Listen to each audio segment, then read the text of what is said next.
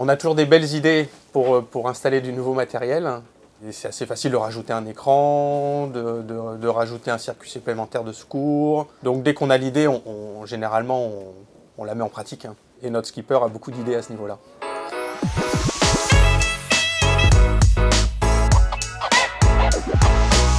Donc David Cano, je suis responsable de l'électronique, informatique et électricité sur le bateau. J'ai passé un bac et BTS électronique, et puis le kitesurf est passé par là. Ça a été beaucoup plus vite d'être formé pour être moniteur de kite que de moniteur de voile, et puis là c'était parti pour 15 ans. J'ai enseigné le kitesurf pendant 15 ans. La course au large m'attirait, et la meilleure entrée dans la course au large quand on n'est pas du milieu, c'est le Mini 650. J'ai pas eu le temps d'aller jusqu'à la Mini Transat, j'ai rencontré Yves Le Blévec qui était en train de monter une équipe, et on s'est bien entendu. Me voilà parti après dans l'aventure Team Actual, donc avec Christophe, on est les deux plus anciens dans le team.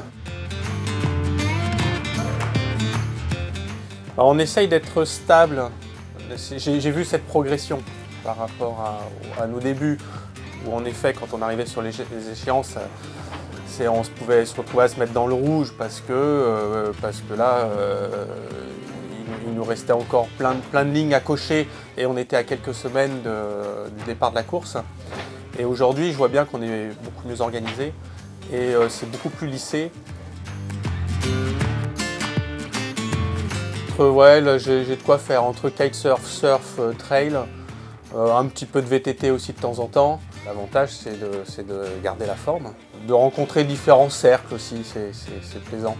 De ne pas être enfermé toujours dans le cercle voile, glisse. Je me suis mis à fond aussi dans la course à pied, c'est devenu un vrai sport. Je commence à faire du trail en compétition.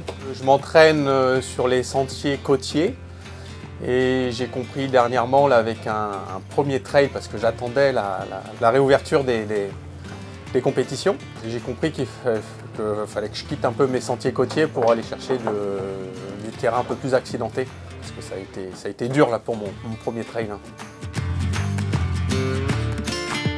J'ai toujours trouvé qu'on avait une ambiance qui était très amicale, bienveillante, tout en restant professionnel. J'ai été très impressionné par la Golden Race. Comme on est habitué maintenant à des temps de course de 2-3 mois maximum, savoir que les gars partaient pour 9 mois de course, ça me paraissait complètement dingue.